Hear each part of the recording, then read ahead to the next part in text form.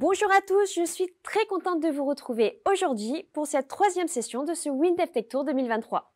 Vous allez voir cet après-midi encore plein de sujets techniques à découvrir. On a hâte de vous montrer tout ça. Allez, c'est parti pour 1 heure de technique sur WinDev, WebDev et WinDev Mobile.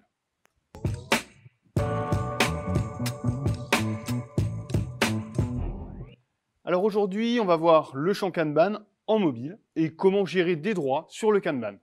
Alors déjà, on vous montre ce que ça donne sur une tablette et sur un smartphone. Alors pour commencer, je vais utiliser cette tablette. C'est une Galaxy Tab de chez Samsung, une tablette Android. Bon alors, tu nous as fait quoi Manu? Tu nous montres quoi comme Kanban aujourd'hui? J'ai hésité et puis finalement je me suis dit je vais prendre le même qu'on a déjà vu hier. On a une portabilité totale, autant en profiter.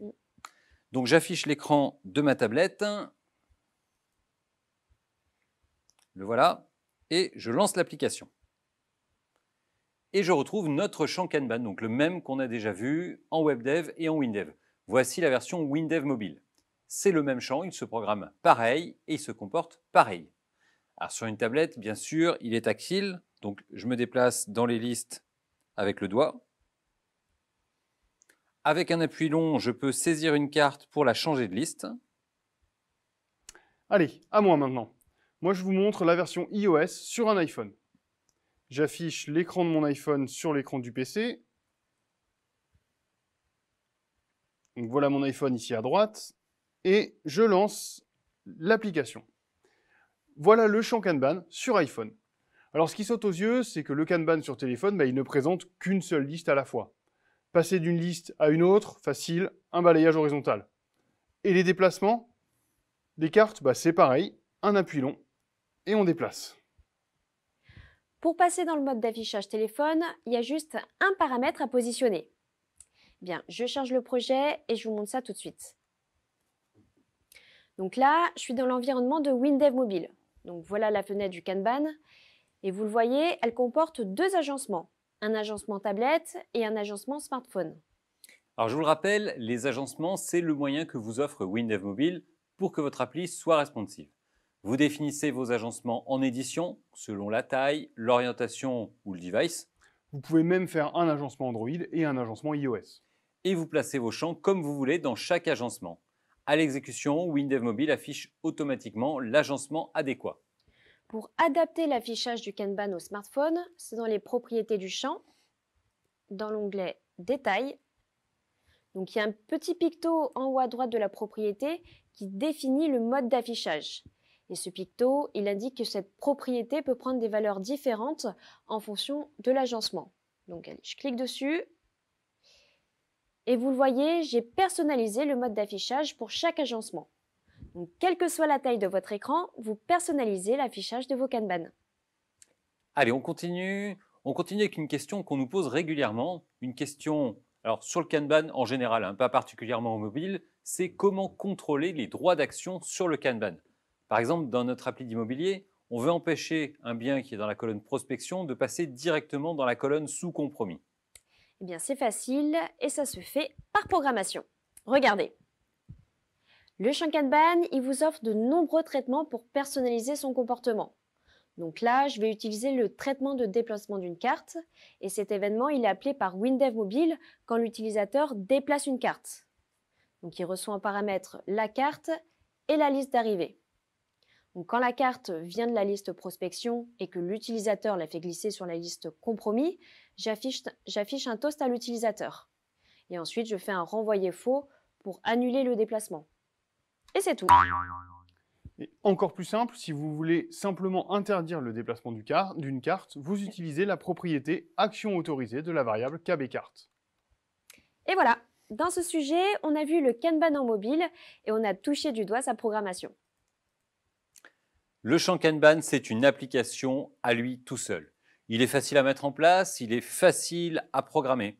Grâce à WinDev Mobile, maintenant vous pouvez mettre des Kanban dans toutes vos applis.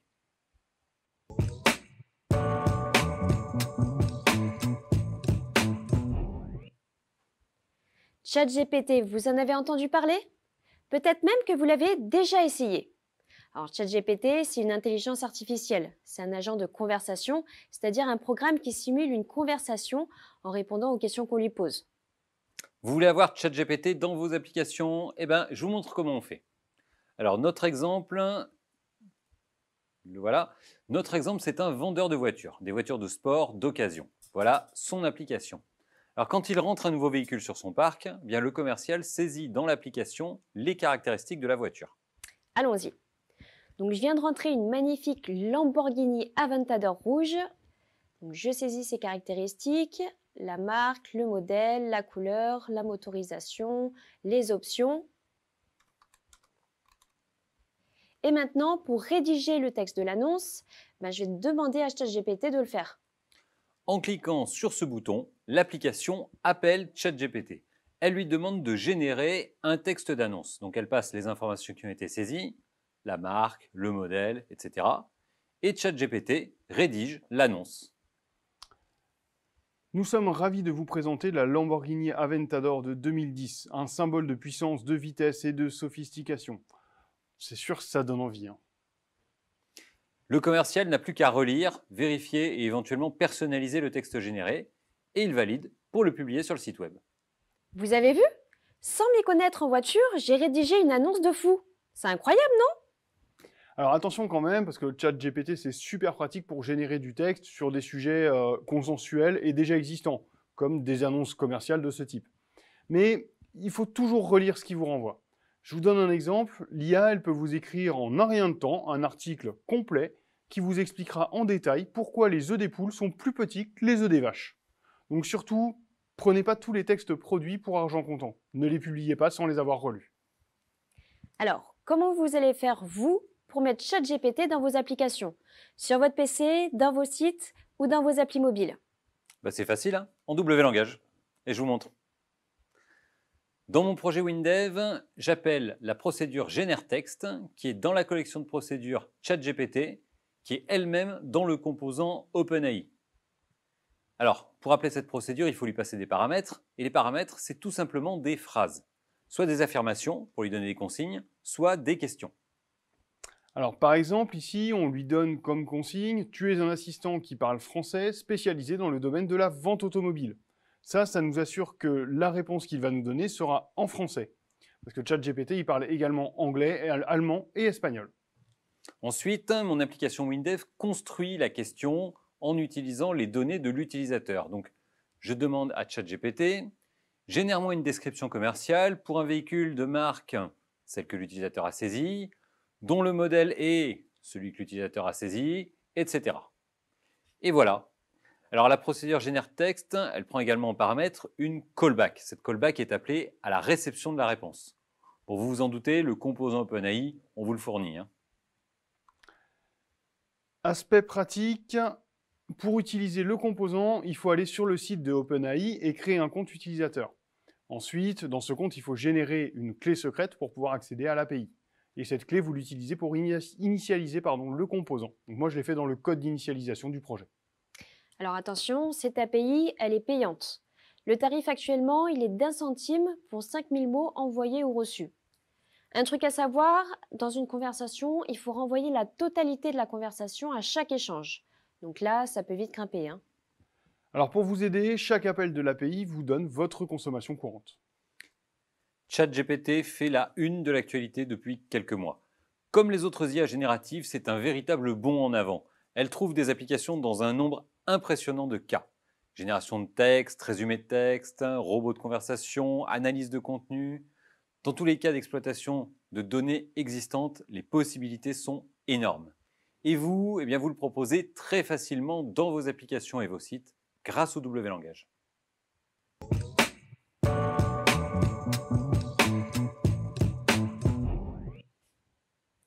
Coller des AirTags dans votre code? Mais vous voulez faire quoi en fait, les gars? En fait, dans ce sujet, on vous montre 4 moyens de retrouver votre code encore plus facilement que votre chien retrouve son os enterré. Déjà, le premier, c'est le CTRL-E. CTRL-E, il permet de rechercher un élément dans le projet. Et vous le voyez ici, à droite du champ de recherche, vous pouvez cocher la case pour rechercher les sous-éléments. Alors les sous-éléments, c'est les champs, les procédures, choses comme ça. La différence avec CTRL-F, c'est que quand vous recherchez, par exemple, la procédure ajout client, avec CTRL-F, il va trouver partout où le mot ajout client est utilisé, donc vous l'avez 300 fois. CTRL-E, lui, il trouve juste la déclaration. Deuxième moyen pour retrouver rapidement une procédure que vous utilisez souvent, c'est de l'épingler dans les favoris. Alors ça se fait ici, dans le volet code. Vous faites un clic droit, vous choisissez Classer, Favoris. Et après, eh bien, la procédure apparaît dans le volet des favoris de l'environnement. En un clic, de n'importe où, vous accédez à cette procédure. Troisième moyen, c'est dans le même menu contextuel. Donc WinDev vous propose de colorer les noms de procédures et de les retrouver par couleur. Alors par exemple, vous mettez toutes les procédures qui font des traitements sur des clients en bleu et sur les commandes en vert. Et après, vous pouvez filtrer par couleur. Et vous voyez la vie en couleur. Et en version 28, c'est nouveau, pour retrouver facilement vos petits et les classer aussi, eh bien vous pouvez ajouter des hashtags. Directement dans le code, dans un commentaire, vous tapez dièse et le nom du hashtag. Et ensuite, dans le volet hashtag, vous retrouvez tous les hashtags définis dans le projet. Les hashtags, ça vous permet de marquer les emplacements de code pour indiquer des choses à faire, des optimes à faire, pour passer un message à un autre développeur ou au service qualité pour lui indiquer ce qu'il va devoir faire par exemple. C'est super pratique. Parmi les milliers de fonctionnalités de l'éditeur de code, ces 4-là, elles vous aident à retrouver vos petits.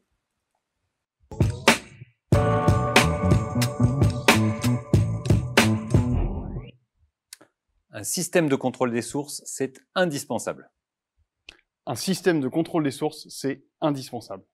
Mais pourquoi tu répètes ce qu'a dit Manu? Alors, en fait, simplement parce que ça fait déjà plusieurs années qu'on le dit, au WinDev Tour, dans les webinaires, dans la LST, et pourtant, je vois encore des développeurs qui n'ont pas le réflexe d'utiliser un source control. Mais pourquoi est-ce que c'est si indispensable que ça? Si on travaille seul, c'est quoi l'intérêt? Oh, il y en a plein. Regardez, utiliser un source control, ça vous permet de conserver facilement l'historique des modifications sur un projet. Vous avez une traçabilité complète. Ça vous permet de faire des branches. Vous travaillez facilement sur plusieurs versions en parallèle. Ça vous permet de relier les tâches ou les incidents aux versions du projet. La gestion de projet est facilitée. Ça vous permet de revenir facilement en arrière en cas d'erreur. C'est une DeLorean sur vos sources. Ça vous permet de partager facilement des éléments entre plusieurs projets. Vous avez toujours les dernières modifs. Et puis, mine de rien, c'est une sauvegarde automatique et permanente de vos projets. Rien que pour tout ça, utiliser un source control, c'est essentiel. Et en plus, quand vous travaillez en équipe, eh bien, les bénéfices sont encore plus grands. Parce que, on le sait tous, se synchroniser avec soi-même, des fois, déjà, c'est compliqué. Mais alors, synchroniser son travail avec celui des autres collègues, là, sans source control, laissez tomber. C'est sûr que c'est intéressant. Et utiliser un source control avec WinDev, c'est super facile. En plus, vous avez le choix. Vous pouvez décider d'utiliser Git, GitHub ou GitLab, ou le GDS intégré à WinDev. Et regardez, je vous montre. Pour ouvrir un projet depuis GitHub, par exemple, c'est ici. Donc, ouvrir un projet, Git, je colle l'adresse du DemoKit. Alors, si c'est sur GitHub, l'adresse, elle se trouve ici. Vous déroulez le menu code, et l'adresse, c'est celle-ci. Je la copie, hop, et je la colle dans WinDev. Je valide. Et c'est tout. WinDev récupère les sources sur GitHub, il les copie sur mon disque et il charge le projet. Alors, quand vous utilisez Git comme source control, WinDev vous affiche un volet spécifique dans le ruban. Ici, c'est le volet Git. Directement depuis ce volet, vous pouvez faire toutes les opérations courantes de Git. Enregistrer les modifications dans la base de source. C'est ce qu'on appelle un commit. Envoyer les modifications sur le serveur distant ou récupérer les modifications du serveur distant. C'est le push et le pull.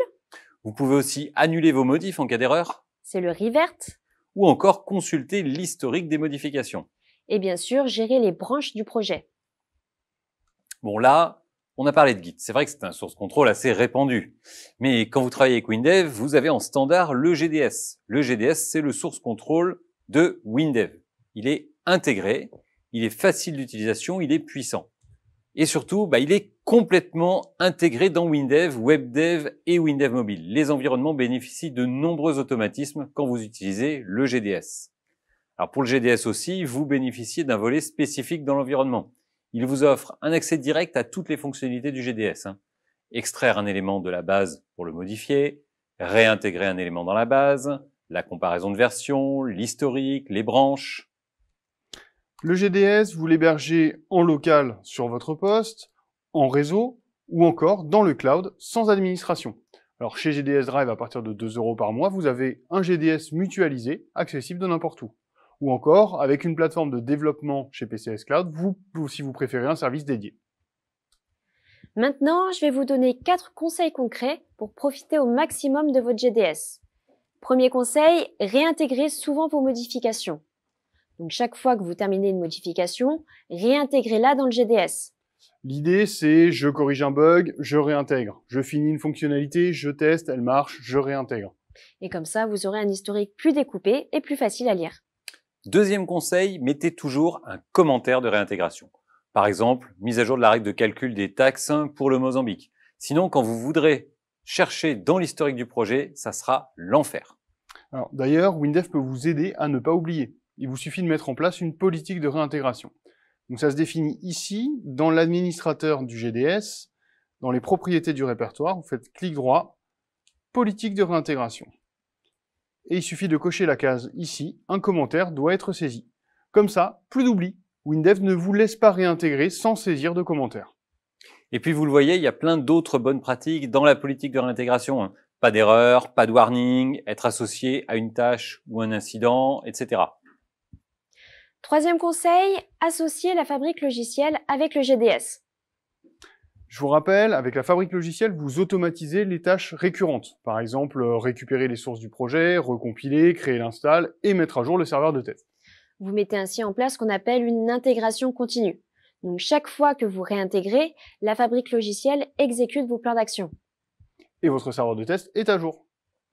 Et puis, quatrième conseil, alors c'est pas vraiment de l'utilisation, mais ça va booster votre GDS. Quand vous changez de version de WinDev, allez dans l'administrateur du GDS, dans l'onglet Outils, et cliquez sur Migrer au format le plus récent. Cette opération, ça augmente la vitesse du GDS. Le GDS, c'est un outil facile à mettre en œuvre. Ça vous apporte la sécurité, la souplesse, la flexibilité, et ça permet le travail en groupe. Le GDS, que vous soyez seul ou en équipe, c'est votre ami.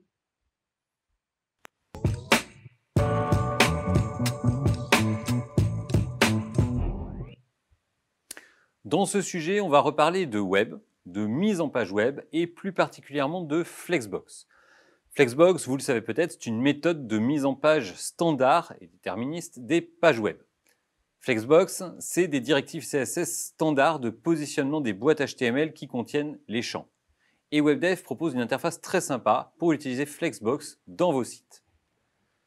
C'est ce qu'on va vous montrer aujourd'hui à travers des cas d'utilisation pratiques pour mettre en place des comportements spécifiques. Sans plus attendre, je vous montre. Premier cas, les ancrages proportionnels. On a tous eu le besoin un jour.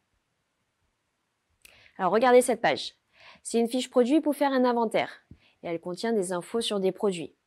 Et vous le voyez, les textes, ils sont tronqués. Et pourtant, il y a de la place. Donc quand j'agrandis le navigateur, je veux que les champs titre et description s'agrandissent. Bon, je pourrais mettre un simple ancrage, mais ce que je veux moi, c'est que description s'agrandisse proportionnellement plus que titre, parce qu'une description, c'est plus long qu'un titre. Et ça, en WebDev, avec le champ Flexbox, c'est 3 clics. Regardez. Je reviens en édition. Alors, je sélectionne les deux champs à ancrer, titre et description. Clic droit, refactoring, créer un champ Flexbox avec la sélection. Et oui, dans WebDev, Flexbox, c'est un champ. Vous mettez ce champ dans vos pages, vous mettez vos champs dans le champ Flexbox, et Flexbox positionne automatiquement vos champs en fonction des directives que vous lui donnez. Et ces directives, eh bien, elles se configurent dans cet onglet du champ Flexbox. Alors, allons-y. Voilà. Alors, dans l'onglet général, je vois les deux champs, titre et description, qui sont maintenant dans le champ Flexbox. Et puis, ça tombe bien, le facteur d'ancrage, c'est le premier paramètre. Donc, je saisis directement le facteur d'agrandissement pour mes deux champs. Alors, pour titre, je saisis 10. Pour description, je saisis 90. Puis, je vais rajouter une marge de 20 pixels entre les champs. Ça sera plus aéré. Et enfin, j'ancre le champ Flexbox en largeur pour qu'il s'agrandisse lui aussi avec la page. Hop. Voilà, go! Et voilà, mes champs sont ancrés proportionnellement. C'est facile. Merci Flexbox. Allez, deuxième cas que je veux vous montrer, parce que celui-là aussi il nous arrive assez souvent. Je veux adapter l'affichage d'un groupe de champs selon l'espace disponible. Alors, tant qu'il y a assez d'espace, je les mets en ligne. Et si c'est trop étroit, je les mets en colonne. Regardez. Alors ça, c'est la page que je veux modifier. Pour l'instant, les champs ils sont disposés de façon fixe. Ça veut dire que quand je réduis le navigateur, un ascenseur horizontal s'affiche. Et quand je l'agrandis, il y a de l'espace à droite qui n'est pas exploité. Alors, comment on fait avec le champ Flexbox pour que le contenu exploite l'espace disponible? Bien, c'est très facile, ça se fait en 2 étapes. Créer le champ Flexbox par refactoring et configurer le champ Flexbox. Allez, on y va. Alors, pour créer le champ Flexbox, je sélectionne tout d'abord tous les champs que je veux mettre dans la Flexbox. Donc, je crée le champ Flexbox, clic droit, refactoring, créer un champ Flexbox avec la sélection. Voilà, première étape, c'est fait. Attention, l'ordre de sélection des champs est important. Les champs seront placés dans la Flexbox dans l'ordre où vous les avez sélectionnés. Ensuite, j'ouvre la fenêtre des 7 onglets du champ Flexbox. Tiens, on va les détailler un peu, cet onglet. Alors, l'onglet général, on l'a vu juste avant, il affiche la liste des champs qui sont contenus dans le champ Flexbox. Donc, je retrouve mes 5 cellules. L'onglet UI, ça va vite, visible, invisible.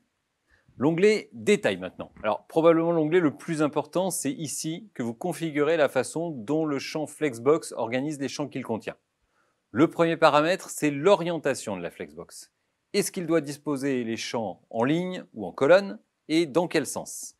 Moi ici, je veux une disposition en ligne et de gauche à droite. Vous le voyez dans la fenêtre des 7 onglets, pour ceux qui connaissent déjà Flexbox, ils vous ont mis le nom de la propriété CSS qui correspond à chaque paramètre. Ensuite, un deuxième paramètre, quand les champs arrivent au bout de la ligne, vous choisissez s'ils reviennent à la ligne ou pas. Dans mon cas, ce que je veux faire surtout, c'est qu'ils reviennent à la ligne. Donc je choisis retour à la ligne wrap. Ensuite, vous choisissez comment le champ Flexbox dispose les champs qu'il contient. Les uns après les autres, espacés, avec ou sans marge. Donc, et en plus, les petits dessins pour aider à choisir, moi je les trouve super clairs. Moi, je veux placer mes champs les uns après les autres, de gauche à droite, et centrer l'ensemble dans le champ. Donc je choisis centrer. Ensuite, viennent les 2 alignements verticaux, globalement dans le champ Flexbox et sur chaque ligne. L'alignement vertical sur la ligne, c'est pour le cas où les champs qui sont sur la même ligne n'ont pas la même hauteur. Moi, je veux tout aligner sur les bords du haut des champs. Donc je choisis au début. Et pour finir, vous pouvez spécifier des marges, donc des marges entre les champs et des marges entre les lignes, pour un rendu plus harmonieux. Donc je veux au moins 30 pixels d'espace dans chaque direction. Et puis si c'est pas assez, je rajouterai après. Et puis si vous voulez ajouter une propriété vraiment spécifique, vous la saisissez directement ici. Alors tiens, je voudrais insister sur un point. En agissant seulement sur ces 7 paramètres dans l'onglet détail, c'est 7200 possibilités de comportement qui s'offrent à vous. Et quand on pense qu'on peut mettre des Flexbox dans les Flexbox, c'est vertigineux. Vous vous rendez compte de la puissance et de la rigueur apportée par le champ Flexbox. Et voilà, le champ Flexbox est prêt. Je valide la description et c'est fini. On peut tester? Go! On peut tester. Hop, je vais l'agrandir un petit peu. Et vous le voyez, quand je change la largeur du navigateur, Il faut l'ancrer, le champ Il faut Flexbox. ancrer le champ Flexbox. On l'a oublié. Hop, je l'ancre. Voilà, on refait go. allez, on refait. Eh ben oui. Donc quand je change la largeur du navigateur, on voit que le champ Flexbox repositionne automatiquement les champs qu'il contient. Et voilà, merci Flexbox. Les Flexbox avec WebDev, c'est facile. Avec Flexbox, vous définissez une mise en page soignée, rigoureuse et sans accroc. Et moi, j'adore quand les plans ils se déroulent sans accroc.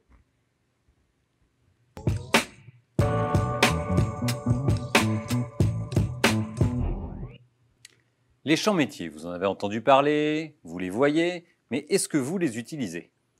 Et au fait, comment on utilise un champ métier? En fait, c'est facile.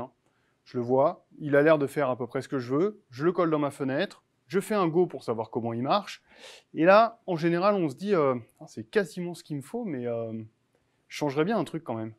Ben, ça tombe bien, c'est un champ métier, il y a le code source dedans. Bah, je vais le modifier, et bim, 3 heures de gagné.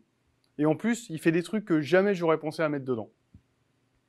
Un champ métier, c'est un champ prédéfini, avec du code utilisable directement dans vos UI. Donc vous avez juste à le prendre et à l'intégrer dans vos fenêtres ou dans vos pages. WinDev, WebDev et WinDev Mobile sont livrés en standard avec plus de 150 champs métiers. Et dans ce sujet, on va vous présenter 6 champs métiers très utiles. Et on commence dans WebDev. Pourquoi WebDev? Et pourquoi pas? Bah ouais, pourquoi pas. Les champs métiers, vous les trouvez ici, dans le ruban, dans le volet création, dans champs métiers. Alors, ils sont organisés en catégories, vous en avez dans tous les domaines.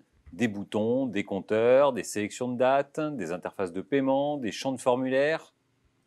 D'ailleurs, ici, il y a un des champs dont je voulais vous parler. C'est le champ saisie d'un nouveau mot de passe. Bon, on se doute que ce champ il vérifie un certain nombre de critères sur le mot de passe saisi. Alors, dans cette page de gestion des informations personnelles, je veux que la saisie d'un nouveau mot de passe respecte des contraintes de sécurité. Alors pour ça, je veux remplacer le champ de saisie par le champ métier. Bon, on y va. Allez, je supprime le champ de saisie actuel et je colle le champ métier mot de passe.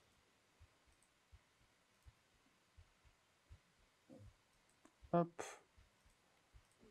Alors, on va les aligner, même hauteur. On va prendre le même style. Ok. Voilà. Je vais bouger un peu la zone répétée. Hop. Et on remonte le tout. Voilà. Ensuite, dans la description du champ de saisie, je le relie à la rubrique mot de passe du fichier utilisateur. Utilisateur, mot de passe. Ok. Et c'est tout. Je peux faire go de la page. Et vous le voyez par défaut, j'ai tous les critères demandés pour créer un mot de passe. Donc dès que je commence à saisir un mot de passe, les critères passent en vert quand ils sont respectés. Et pour ça, vous l'avez vu, ici, j'ai rien codé du tout. Tout est déjà prêt à l'emploi. Pour personnaliser les critères de vérification des mots de passe, il suffit de modifier le code. Regardez, c'est dans le code d'entrée en saisie du champ métier. Vous avez tous les critères, donc la taille minimum, taille maximum, majuscule, minuscule, etc. Autre champ métier de WebDev que je voulais vous montrer, ça concerne les cookies. Ah oui, tiens, les cookies. C'est vrai ça. C'est l'heure du goûter. Oui, c'est vrai ça. Non. Non mais moi je voulais parler du champ métier bandeau des cookies. Alors vous vous en doutez, c'est pour recueillir le consentement des utilisateurs pour la collecte des cookies. C'est pas pour nourrir Marc, parce que lui, pas besoin de demander son consentement pour les cookies. Il est toujours partant. Les carreaux, c'est encore pire. D'ailleurs, tu m'en laisses, hein? Hein? Ouais, ou deux. Et moi aussi, gardez-moi un quand même. Alors, bon, revenons à notre champ métier. Je suis sur la page d'accueil du site ici, et je vous montre. Dans les champs métiers, je cherche cookies. Alors, des champs métiers cookies, il y en a même plusieurs. Moi, je veux le cookie noir, tout chocolat. Il ira bien avec le site et j'aurai même pas à le modifier. Donc, je le colle dans la page. Alors, ce champ métier, en fait, il ajoute automatiquement une page pop-up. Allez, je fais go. Alors, vous le voyez, le bandeau s'affiche. Je fais mon choix. Bon, comme tout le monde, je clique sans rien lire. Ensuite, je ferme le site. Je refais go. Et cette fois-ci, le site détecte que j'ai déjà accepté les cookies et ne me réaffiche pas le bandeau. Les champs métiers, c'est un gain de temps à tous les coups. Pas besoin de réinventer la roue. Elle existe, vous la prenez, vous la déposez et ça roule. Allez, on passe dans WinDev Mobile. Moi, il y a deux champs métiers que je trouve super utiles et qui vous font gagner un temps phénoménal. Le premier, c'est le champ signature au doigt. Alors pour toutes les applis qui recueillent la signature d'une personne, les livreurs, bien sûr, les loueurs de voitures, les banques, les notaires, un recommandé à la poste. Hop, je vous montre. Voilà, vous collez le champ métier et c'est tout. Votre application recueille des signatures. Alors le champ métier, il enregistre par défaut la signature dans un fichier JPEG. Puis, vous pouvez changer le code pour le mettre dans votre base de données ou appeler un web service, enfin pour faire ce que vous voulez. Autre champ métier, et celui-là, je vous promets, j'aurais pas aimé le coder. C'est le champ métier schéma de déverrouillage. Regardez. Alors ce champ métier, il a deux modes d'utilisation, en enregistrement ou en vérification. Alors ça, vous le découvrez en parcourant le code. Comme il y a beaucoup de commentaires, c'est assez facile à comprendre. Vous vous en doutez, dans votre application, vous appelez le champ métier en mode enregistrement pour que l'utilisateur enregistre son schéma et en mode vérification quand vous voulez vérifier le schéma. Ce champ métier, comme tous les champs métiers, il est livré en standard, il y a juste à l'intégrer. Et l'intégrer, c'est l'adopter. Et dans WinDev? Eh ben, dans WinDev aussi, il y a des champs métiers. Alors, moi, les deux que je voulais vous montrer, c'est... Alors, le premier déjà, c'est le champ pour vérifier le numéro de TVA d'une entreprise européenne. Regardez, je l'ai utilisé dans cette fenêtre. Je fais Go pour vous montrer comment il marche. Alors, le champ métier, il est ici, à droite. Je saisis le numéro de TVA intracom que je vais vérifier. Allons-y. FR 09 330 318 270. 18 270. Et vous le voyez, le champ métier m'indique que le numéro est valide. Il correspond à une société qui existe. Et au survol, j'ai même les infos de la société. Vous savez, vous, comment on fait pour vérifier qu'un numéro de TVA est valide? Et comment on récupère les infos de la société? Bah, moi non plus, hein. Mais c'est pas grave, le champ métier, il le fait pour moi. Puis si je veux savoir, je vais voir le code. Et je vous promets, ce code, je préfère le lire que le taper. Deuxième champ métier en WinDev. On va le voir, voilà. Je l'ai utilisé ici dans cette fenêtre. Et regardez ce qu'il fait. Je saisis une adresse, donc 3 rue de Puech. Et vous le voyez, le champ me propose les adresses qui commencent par ce que j'ai tapé. Ce champ métier, il utilise les API de Google, donc ça marche avec les adresses du monde entier. À savoir, vu que ce champ métier il s'appuie sur des API de Google, ça peut être facturé par Google au-delà d'un certain quota de demande. Les champs métiers vous procurent 3 avantages incontestables. Vous n'avez pas besoin de passer de temps à rechercher comment faire, vous n'avez rien à développer, vous n'avez rien à débugger. Et en plus, vous pouvez les adapter à volonté. Les champs métiers, vous avez tout à y gagner. Et bingo, il y en a plus de 150 de livrets.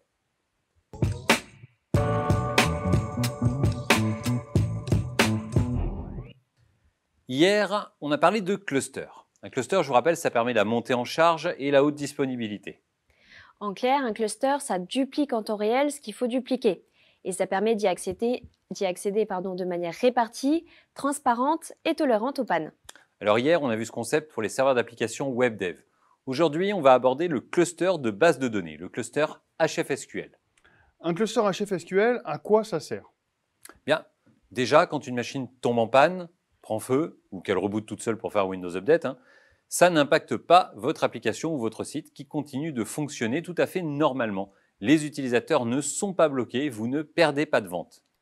Deuxième avantage, un cluster HFSQL, il absorbe la charge. Si vous passez de 10 000 à 50 000 clients simultanés, tout ce que vous avez à faire, c'est ajouter des serveurs physiques. Oui, plus vous mettez de serveurs dans votre cluster, plus vous pouvez gérer 2 clients en parallèle, et plus ça sera rapide pour eux. Troisième avantage, ça marche tout seul. Donc pas besoin de modifier votre base de données pour bénéficier du cluster. Pas besoin de modifier votre code. Le format des fichiers de données utilisés par le cluster, il est binairement compatible. Alors vous l'avez compris, le cluster HFSQL, c'est extrêmement puissant. Et en plus, il est livré en standard. Pour le cluster HFSQL, il n'y a pas de frais additionnels, pas de redevance. Je vais vous montrer comment on met en place un cluster HFSQL. Juste avant, il y a encore 2 choses à savoir. Alors la première chose à savoir, c'est que dans un cluster HFSQL, en temps normal quand le cluster est en fonctionnement, les nœuds dialoguent entre eux et s'échangent des données en continu. Chaque nœud connaît tous les autres nœuds. Quand un câble est arraché ou qu'un switch brûle, un ou plusieurs nœuds de votre cluster vont se retrouver isolés. Les nœuds qui fonctionnent encore vont se rendre compte qu'il y a des absents. Donc il peut y avoir plusieurs grappes isolées. Et pour préserver les données, il faut évidemment qu'il n'y ait qu'une seule de ces grappes isolées qui accepte les écritures. Donc la question à 10 000 € que chaque nœud va se poser, c'est est-ce que je dois continuer à répondre aux clients et à enregistrer des données? Et l'algorithme qui donne la réponse, en fait, il est facile. Si la grappe qui reste contient plus de la moitié des nœuds du cluster initial, elle continue de fonctionner. Sinon, tous les serveurs de cette grappe s'arrêtent pour préserver l'intégrité des données. La deuxième chose à savoir, c'est que quelques fonctionnalités de HFSQL ne sont pas encore disponibles pour le cluster. Par exemple, les trigger serveurs. Et moi, j'ai un dernier conseil, ça concerne les performances. Le réseau qui relie les nœuds d'un cluster doit être fiable et le plus performant possible. Parce qu'il faut savoir qu'à chaque écriture, tous les nœuds dialoguent entre eux. Et ils ne rendent la main à l'application que quand l'écriture a été propagée sur tous les nœuds. Donc là, le facteur important, c'est la latence entre vos serveurs. La latence, c'est le temps que met un paquet réseau pour aller d'un serveur A à un serveur B. Donc plus la latence est faible, plus le cluster est rapide. La latence entre vos machines, ça se mesure avec la commande ping. Allez, maintenant qu'on a fait plein de théories, passons à la pratique. Je vous propose d'installer ensemble un cluster HFSQL. Comme ça, vous allez voir, c'est facile. Alors pour ça, j'ai déjà préparé 3 machines. Alors, je vous montre ce qu'on va faire. Je veux un cluster de 3 machines, 3 nœuds. Qu'est-ce que j'ai à faire pour y arriver? Eh bien, c'est facile, il y a 4 étapes. Il faut en 1, créer une entrée de DNS pour regrouper les adresses des 3 serveurs. En 2, construire l'installation du cluster. Donc pour ça, il y a un assistant qui vous aide. En 3, installer le coordinateur du cluster HFSQL sur une des machines. Alors le coordinateur, en fait, on n'en a pas encore parlé, c'est un service spécifique qui va gérer la communication entre les nœuds du cluster. Il peut être installé n'importe où, soit sur une machine dédiée, soit sur un des nœuds. Dans notre cas, on va mettre le coordinateur sur le premier nœud. Et en 4, enfin, installer le serveur HFSQL sur chacune des 3 machines. Eh bien, on y va, c'est parti. La première étape, c'est de définir une entrée de DNS. Cette entrée, elle va associer le nom cluster.presilia.com à l'adresse IP des 3 nœuds du cluster.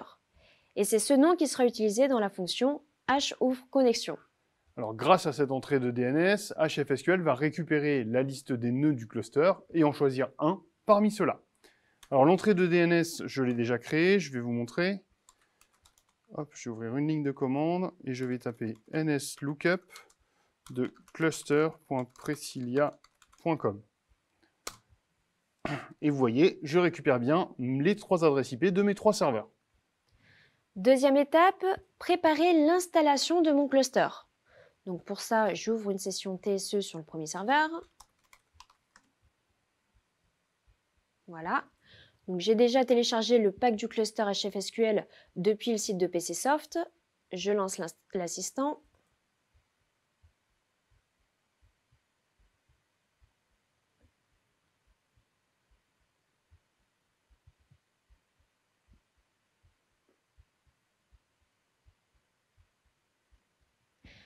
J'accepte la licence. Je choisis créer un nouveau cluster. Suivant, suivant. Donc je peux transformer un serveur HFSQL en cluster ou créer un cluster vierge. Donc là, dans notre exemple, je choisis d'installer un cluster vierge. Suivant. Maintenant, je dois saisir 3 informations. La première, c'est le nom de la machine sur laquelle sera installé le coordinateur du cluster. Je dois également choisir le mot de passe d'administration du cluster et saisir le nom DNS du cluster. Alors le mot de passe d'administration du cluster, il est nécessaire quand vous voulez ajouter ou supprimer un nœud du cluster par exemple. Comme toujours, choisissez un mot de passe robuste. Et enfin, le nom DNS du cluster, c'est le nom DNS dont Marc vous a parlé juste avant. C'est celui qui regroupe toutes les adresses des différents nœuds. Dans notre cas, c'est cluster.presilia.com. Tout est bon, on continue. Suivant. Je dois maintenant donner à l'assistant la liste des nœuds du cluster. Donc j'en veux 3, donc je clique 3 fois sur ajouter un nœud et je donne les adresses des 3 serveurs à utiliser. C'est SRV cluster 1, SRV cluster 2 et SRV cluster 3. Suivant. Alors dans cette étape, je choisis le numéro de port des serveurs HFSQL. Moi, je vais laisser 4900 et je poursuis l'assistant. Alors l'assistant d'installation génère maintenant un pack d'install spécifique pour installer le cluster avec tous les paramètres que j'ai saisis. Troisième et quatrième étape, l'installation du coordinateur et des nœuds. Alors là, vous avez le choix entre installer le cluster à distance ou exécuter l'installation sur chaque nœud du cluster. Une remarque, l'installation à distance n'est possible que si tous les nœuds sont sur le même réseau Active Directory et que vous êtes administrateur de l'Active Directory. Alors comme l'installation elle prend quelques minutes, je l'ai déjà faite, notre cluster HFSQL il est opérationnel. Et maintenant pour administrer mon cluster HFSQL, j'utilise le même outil que pour administrer un serveur HFSQL, le centre de contrôle. Dans le centre de contrôle, je me connecte, je vois la liste des nœuds, leurs adresses IP, etc., la version du HFSQL. Le cluster HFSQL, c'est la garantie de la sécurité et de la haute disponibilité pour vos données. Avec le cluster HFSQL, vous mettez en place très facilement une architecture fortement redondante, capable de faire face aussi bien aux pannes qu'aux montées en charge.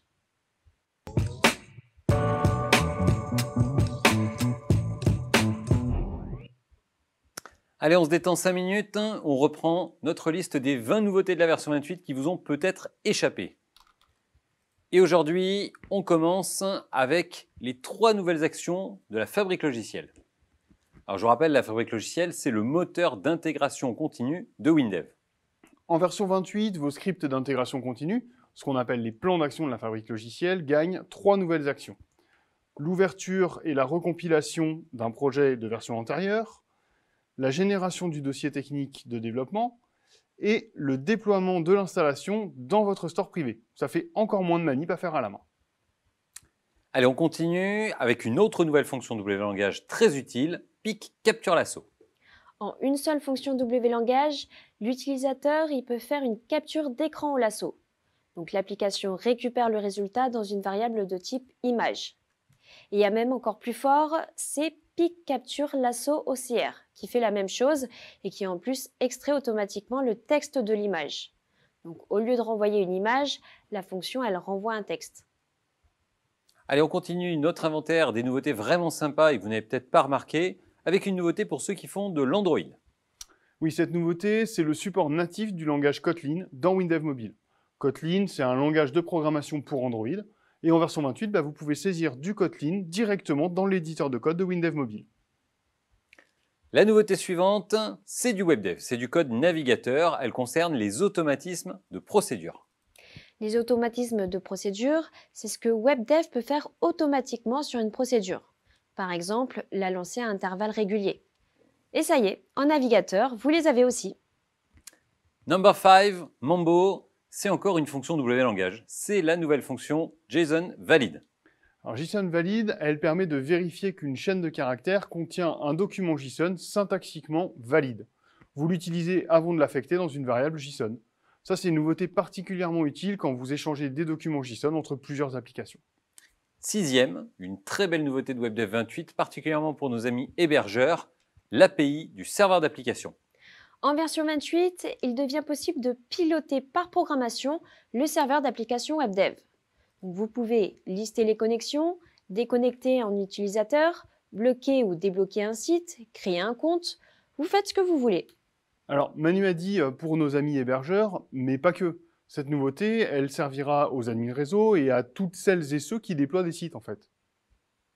Et je termine ce top 20 avec une nouveauté que j'ai bien aimée, c'est la possibilité de déployer des bêtises et de corriger tout ça en un clic.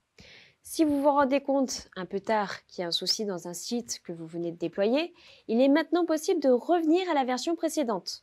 C'est un clic dans l'administrateur WebDev ou l'administrateur distant. WinDev, WebDev et WinDev Mobile, je ne vous l'apprends pas, c'est une suite logicielle extrêmement riche. Avec 928 nouveautés dans la version 28, vous êtes comblés.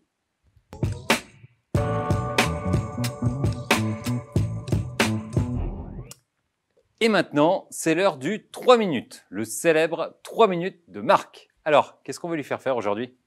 Aujourd'hui, c'est moi qui lance le défi. Alors, dans la CRM, j'ai un besoin. Mon problème, c'est que les secrétaires, elles me prennent des rendez-vous clients sans tenir compte de mes contraintes perso. La semaine dernière, par exemple, j'avais un rendez-vous client alors que j'étais chez le dentiste. Les 2 rendez-vous, ils étaient en même temps. Ah oui, on n'a pas eu le pratique.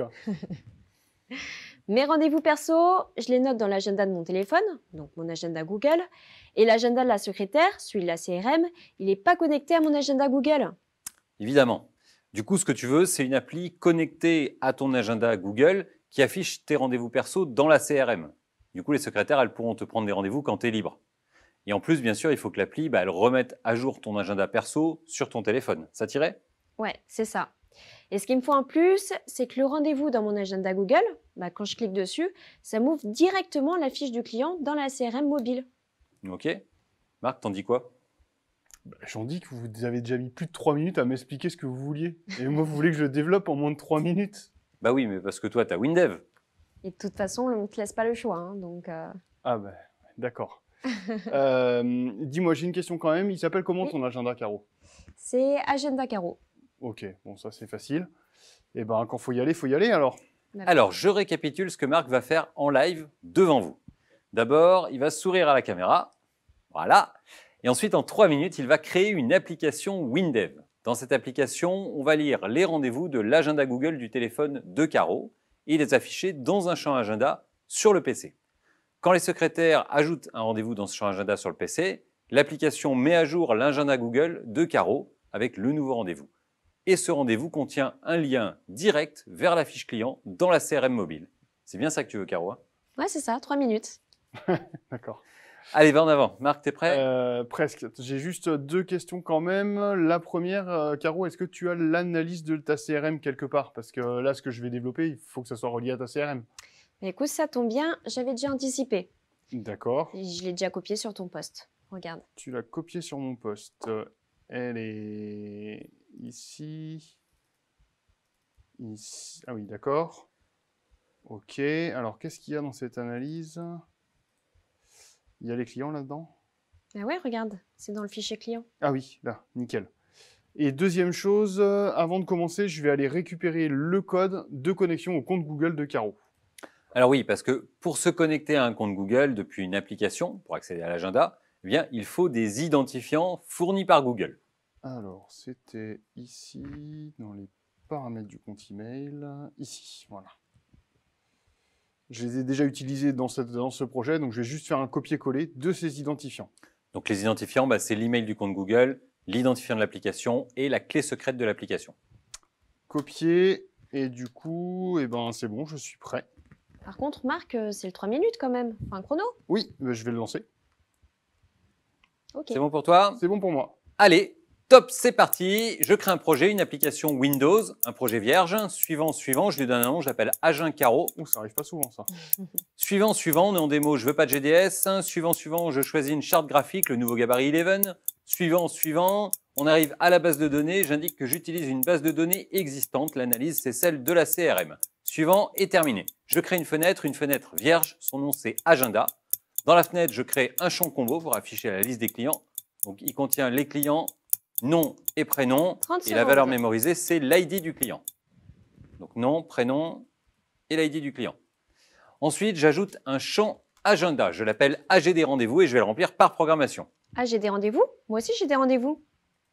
Alors pour le remplir, dans le code d'initialisation de la fenêtre, je me connecte au compte Google de Caro, donc je colle les 3 identifiants que j'ai récupérés dans l'autre projet. Ensuite, je déclare une variable mon agenda est un GGL agenda. GGL, c'est pour Google. Mon agenda égale GGL récupère agenda de agenda Caro pour récupérer l'agenda de Caro et date du jour pour récupérer les rendez-vous à partir d'aujourd'hui. Ensuite, je parcours tous les événements de l'agenda Google et je les affiche dans l'agenda WinDev. Donc pour tout RDV de mon agenda.événement, RDV WinDev est un rendez-vous, RDV WinDev.titre égale RDV.titre, RDV WinDev.date début égale RDV.date début, RDV Allez, 1 minute 20. égale RDV.date fin. Titre, date début, Je te sens en forme aujourd'hui, Marc. allez, date fin. Et enfin, RDV WinDev.couleur fond égale donne couleur de val de RDV.couleur. Couleur. On prend la valeur et on fait un donne couleur là-dessus. De val. De On ajoute le rendez-vous dans l'agenda WinDev avec agenda ajoute rendez-vous de AGD rendez-vous, virgule RDV WinDev. Ensuite, dans le code du champ agenda, dans le traitement sortie de saisie de l'agenda, je vais ajouter le rendez-vous dans l'agenda Google de Caro. Donc le code, cette fois-ci, 2 c'est minutes. RDV est un GG à l'événement. Je remplis le rendez-vous avec les infos qui ont été saisies. C'est le même code, mais dans l'autre sens. RDV.titre égale RDV modifié.titre. RDV.date début égale RDV modifié.date début. RDV.date fin égale RDV modifié.date fin. C'est quand tu veux, Manu. Hein. Et j'ajoute un deep link vers la CRM mobile pour afficher la fiche client. Donc rdv.contenu égale https://tdfteam.pcscloud.net /CRM, point d'interrogation, type égale client et ID égale combo client. On ajoute dans l'agenda Google, tableau ajoute mon agenda.événement, RDV.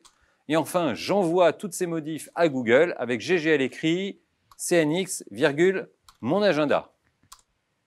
Et Top, c'est fini. top, c'est fini. Et c'est fini en 2 minutes 44 secondes. 2 minutes 44 secondes. C'est impressionnant. Moins de 3 minutes, vous vous rendez compte?